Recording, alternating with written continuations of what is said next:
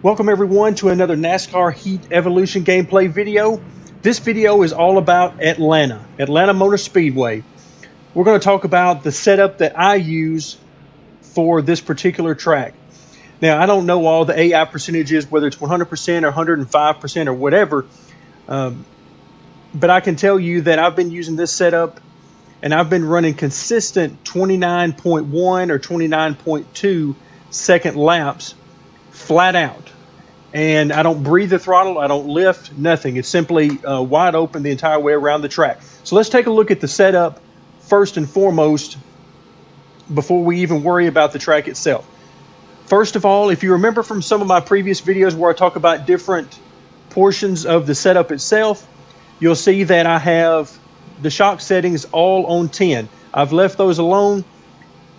Depending on how much time I spend on this, I may go in and start playing around with those some more, but basically, I just wanted to leave that at all 10s just to keep it in the middle because Atlanta is a very bumpy track. So I didn't want to get aggressive with using high numbers, particularly on the rebound for the front end of the car because I didn't want the car bouncing all over the place. I wanted the setup that I share with you guys to be very user-friendly, very stable, so that you can run this track wide open without having to worry about catching the back end constantly and to worry about spinning out or wrecking. All right, let's move on to the weight settings. The left weight, again, maxed out 54.2%. Front weight, 50.5% is the number I finally sort of dialed in on. If the car is a little bit too loose for you, then that's a number that you could increase a little bit, maybe go up to 50.7 or even 51.0. The wedge, I left at 51.0. Again, if the car seems to over-rotate with you or the car's a little bit too loose, that's a number you can play around with as well. Maybe bump that up to about 51.5, or if you really want to see what wedge does, bump it up to about 52% and see how it changes the car, and that'll give you a better idea about what wedge affects in the car. The front and rear ride height, I've left those, as you can see, at the lowest setting. But this is another thing that, again, with anytime you're setting up a car, everything affects everything else, and there are many different ways of accomplishing the same thing. So you can see 5 different guys running the same lap times and end up with 5 different types of setups. So this is simply just one way of doing it. If the car gets loose, another way of tightening it up is to go in and run this ride height up a little bit. Maybe you want to try going it up to 5, maybe go up to 6 or whatever, just test it out. All right, spring settings. The rear springs, we'll start there. I wanted to start with the spring split, which spring split is the difference between the right rear spring and the left rear spring. Here you can see that that's 100 pounds. I wanted to keep that number very small because it keeps the car very stable throughout the entire corner. What I didn't want to do is give you guys a large spring split, which might even just be 200 pounds. What that tends to do is it gets the car loose, snappy loose as you go throughout the corner, depending on, of course, some other settings within the setup. Now, the front springs, I played with anything as small as 500 pounds across both fronts, all the way up through, I think the maximum is about 1,200. Yeah, 1,200 pounds is the maximum there. So I decided on this particular set. You've got 1,150 on the left front, 1,000 pounds even on the right front. And I did that because a little stiffer spring seems to help at Atlanta because it helps you get over the bumps a little bit better. Again, it's sort of negligible overall, but I decided to go a little bit stiffer. Also, it tends to help the front end get some responsiveness. Now, typically you would not want to do this type of a setup if you were looking for aerodynamics, but this game doesn't seem to factor that in much, if any. So feel free to use whatever front springs you want to. In this case, I ended up going a little bit more on the left front than the right front because it helps the car on entry. Remember, if you want the car to turn better, you're going to use a stiffer or a higher number on the left front and or right rear. If the car is turning too good, then you can add more weight or more stiffness to the right front or the left rear. So those are some things to keep in mind. For me, I generally like to fix corner entry in the front of the car, corner exit in the rear of the car. Again, those are just overall things. It takes some time to get used to the different setup settings to get an idea of how close you actually are. Now let's move over to tires. Tires, you can see I'm not using the highest air pressure settings. I've stuck with more or less default air pressure settings, and the reason is the bumps. I found that, yeah, I could get some speed using higher tire pressures, but I found that I was catching the car a lot more. Tend to be chasing the car through the corner more than driving it through the corner.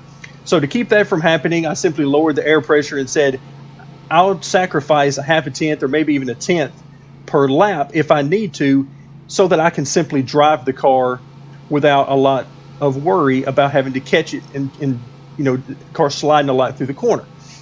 So that's why I chose the lower air pressure settings. On the miscellaneous settings, both left front camber and right front camber are maxed out. I can't get, as you can see, I can lower the right front camber, but I can't get any more than -10. Same thing here with the left front. I can go lower than +10, but I can't go any more than that. So I maxed those out. Front sway bar really affects, if the car is loose, you can increase this number some, and that'll help stabilize the car a little bit on entry, make it tighter. If the car is too tight, you can drop this number some. But for me, I've just chosen to take that out of the equation and just leave it as is and work around it with everything else. Rear sway bar can help the car really rotate through the corner. But again, I've chosen to take the sway bars out of this and just leave the rear sway bar alone, particularly over the bumps. I feel like it can cause the car to over-rotate some through the corner, so I've left it alone. Track bar. If you remember some previous videos at Texas, I've been using 11 on the left side and 13 on the right side. In this case, I've increased or raised the left side track bar for the simple reason of I wanted to be able to get into the corner easier wide open. So raising that track bar a little bit helped me to do that. It also flattened the track bar out some more, and what I mean by flatten is the difference between the left side track bar and the right side track bar is very little. It's only 1 inch now, so that's much flatter than it would be, say, if I was running, say, a 9-inch on the left side and 13-inch on the right side. And what that tends to do, the flatter the track bar, the more stable the car seems to be throughout a corner. So I didn't touch the right side track bar from previous videos you've seen. So I ended up with a flatter track bar. This particular track of Atlanta, as opposed to Texas, has a lot of banking on corner entry. So corner entry is a little easier to get into. You carry more speed. So I needed help carrying more speed on corner entry. And so that's why I ended up raising this and leaving this setting alone. Brake bias, the higher this percentage, of course, by default, I don't use it at all on this track, but I try to keep around 70% by default at each track, simply because the larger this number is, as the more I continue to increase this, that is the larger percentage of braking that's done by the front tires. And the larger this number, the tighter the car will become under braking. So if you do have to touch the brakes, then this will make the car want to go straight when you brake as opposed to helping it turn. So if I drop this number down into the 50s or below, then what will happen is the car will want to turn. The back end will want to step out as I'm touching the brakes. Again, not an issue at Atlanta because you're going to be wide open around this entire track. But just in case you need that information in your head for other tracks, the higher the brake bias number, the straighter the car will go, or the tighter it will be in a corner whenever you touch the brakes. Grill tape, I've discussed in another video. As of yet, I've found no reason to run any. Basically, if you're already running it, leave it there. If you're not, don't worry about it. It doesn't seem to do much of anything. Wheel lock, this affects how far the wheel will go whenever you turn left and right. 9 degrees means once you turn the wheel more than 9 degrees, it will no longer continue turning in game. And I'll show you that in just a second because it comes into play whenever we're exiting the pits. Steering offset is actually a little surprising to me that they added this in the game, because this relates to how the center of the wheel lines up in the game. If you'll notice, if you watch NASCAR races on TV, whenever they show the in-car cameras, you'll notice that a lot of guys going down the straightaway will have the wheel actually turned to the right. Well, that can be for a couple of reasons. Now they do a lot of stuff in the rear end that cause the car to want to turn constantly, so they have to basically turn to the right to hold it either up on the banking, or because of the rear steer that they've got dialed into the car. Thankfully, you don't have to really worry about rear steer and things like that in this game, but they've added a setting just in case it irritates you to have the car, the steering wheel offset visually. All right, and then the gear settings, I found that you're free to use any number of gear settings at this track, and you'll still come out okay. I've chosen 2.91 because it's a nice and steady range. It keeps me around somewhere around 8,000 RPM, sometimes a little less, sometimes maybe a little bit more, but overall somewhere around 8,000 or a little less. I have gone all the way up to about 3.3, I believe. You can still run good lap times. I've gone down to 2.8, and you can still run good lap times there as well. Keep in mind, this setup I've been using to run anywhere from 29, I've gotten close to 29 flat on a good lap whenever I'm really able to hug the bottom and so forth in the corners. But for the most part, I can run consistent 29.1 to 29.2 second laps. Now, if you're running the second groove instead of the bottom, you can expect to run 29.2s, even 3s on the bottom. Now, let's look at if you remember, let's go ahead and run back in to the setup for just a second. The wheel lock. If you remember down here, this wheel lock is at 9 degrees, and I've not changed it. All right, the only time this will really come into play is that it's saying that if I move this wheel 9 degrees, once I move it 9 degrees, it won't go any further. Okay? I wouldn't worry about it, but the only time it's ever going to come into play would probably be on pit exit. As you can see, the game has done a great job of trying to box us in here. So basically, just turn the wheel as far as you can to the right, and that helps you get out.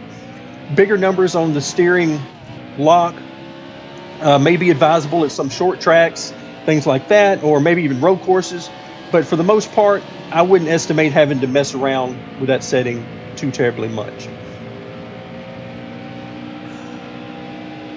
All right, let's run a lap or two here and see what we get.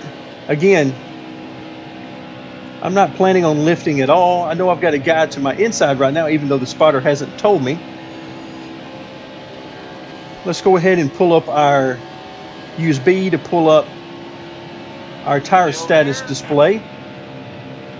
Now, if anything, this car would tend to get a little bit loose mid-corner.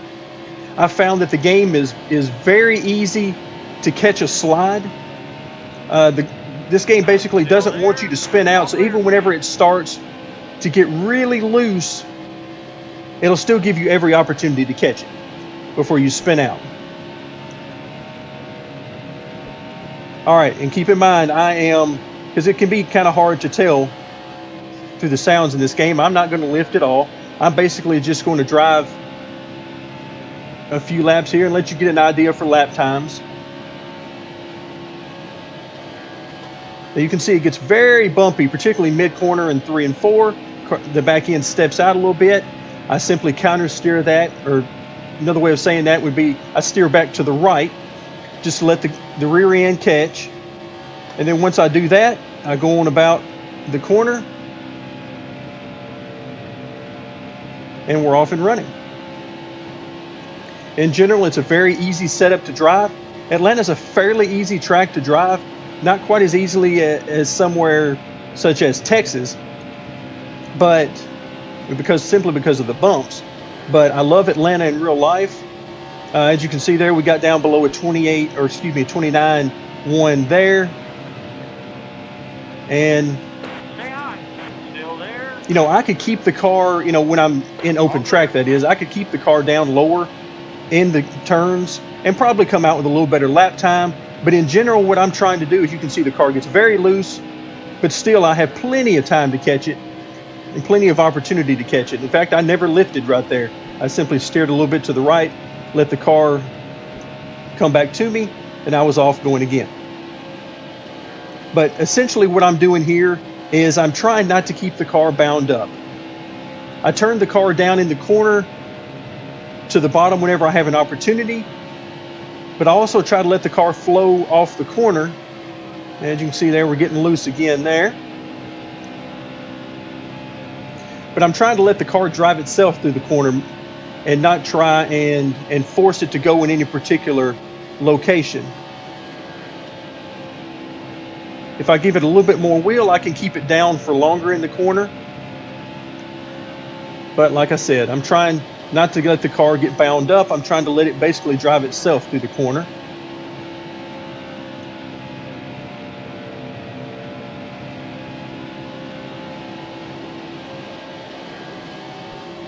As you can see there, we're in the teens now, 29.1. And that was even running the second groove. So let's go back to the setup screen again and let you get one last look as we end the video here of my Atlanta setup. Again, you should be able to expect anywhere from 29 ones to 29 twos or threes.